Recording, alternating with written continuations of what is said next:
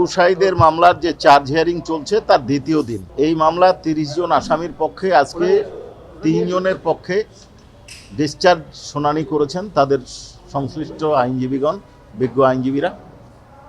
একজন পিটিশন না দিয়ে শুনানি করেছেন আমিনুল গনি টিটু সাহেব, আর 2 জন উনি করেছেন। আমিনুল গনি টিটু সাহেব হচ্ছেন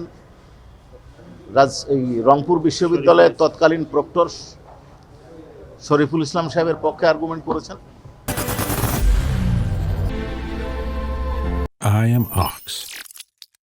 অর্থাৎ ডিসচার্জ চেয়েছেন।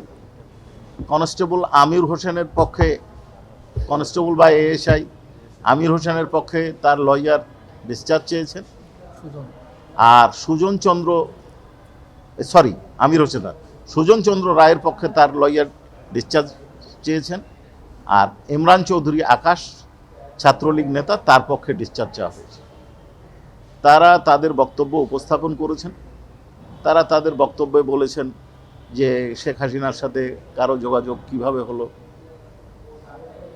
তারপরে প্রক্টর সাহেব বলেছেন যে তিনার দায়িত্ব, প্রক্টোরিয়াল দায়িত্ব, বিশ্ববিদ্যালয়ের দায়িত্ব, পুলিশের তার উপর কমান্ড নাই।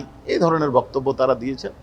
আমরা প্রত্যেকজন আসামি পক্ষের যারা আছেন তাদের স্টেট ডিফেন্স এবং উপস্থিত অন্য আসামি তাদের বক্তব্য উপস্থাপন করার পরে আমরা রিপ্লাই দেব।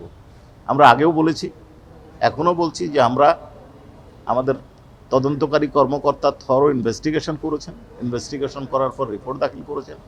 সেই ইনভেস্টিগেশনের রিপোর্টের উপর ভিত্তি করে আমরা ফরমাল চার্জ দাখিল করেছি। আমাদের ভিডিও ফুটেজ আছে, সিসি ক্যামেরা আছে, সিডিআর আছে, আমাদের কাছে যথেষ্ট ডকুমেন্ট আছে এবং চার্জ গঠন না হওয়ার মতো কোনো উপাদান আছে বলে আমরা মনে করি না। অবশ্যই চার্জ হবে, এটা আমরা দৃঢ়তার সাথে বিশ্বাস করি। তারপরে এই সিদ্ধান্তটা সম্পূর্ণ ট্রাইব্যুনালের এখতিয়ার, শুনানির পরে ওনারা আদেশ দেবেন।